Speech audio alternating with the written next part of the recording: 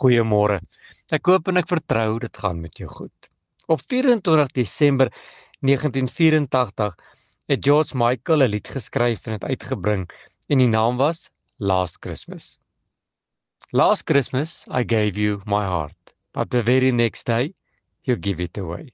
Dit vertel van iemand wat sy hart vir iemand anders te gegee het.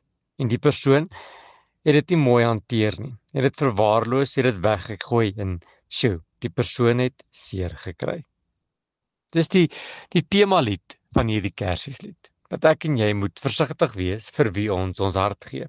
En nou kom die Bybel daar in Spreuke 23 vers 26 en hy sê: "My seun, gee my jou hart." My seun, hy praat met my en jou. Hy sê: "Gee my jou hart." Dis asof die Here sê dat in hierdie Kerstyd moet ek en jy baie versigtig wees vir wie ons hart gee. Hy sê: "Gee my jou hart, want ek sal jou nooit teleurstel nie. Ek sal dit nie trap nie en ek sal dit ook nie misbruik nie en ek sal dit ook nie verwerp nie." Jy sien, ons het in hierdie jaar wat verby is op baie verkeerde plekke ons harte gegee. Verkeerde mense, verkeerde plekke, verkeerde prioriteite, verkeerde begeertes. En dan het ons teleurstelling ervaar en was ons harte nooit mooi hanteer nie. Jeremia 17 vers 5 sê tog mooi, hy sê: "Vervloek is die man wat op mense vertrou." En verseker het ons in hierdie jaar mense vertrou in. Ja, ons moet so versigtig wees dat ons nie ons hart vir die verkeerde plekke gee nie. God vra jou hart nie omdat hy dit nodig het nie, maar hoor mooi, omdat hy dit kan bewaar. Spreuke 4:23 sê: "Bewaar jou hart meer as alles." Bewaar jou hart. En dis wat die Here Jesus in hierdie Kerstyd, in hierdie seisoen wil vir my en jou doen. Hy wil ons hart vat, hy wil dit bewaar, hy wil dit oppas. En dan gaan ek en jy gelukkig wees.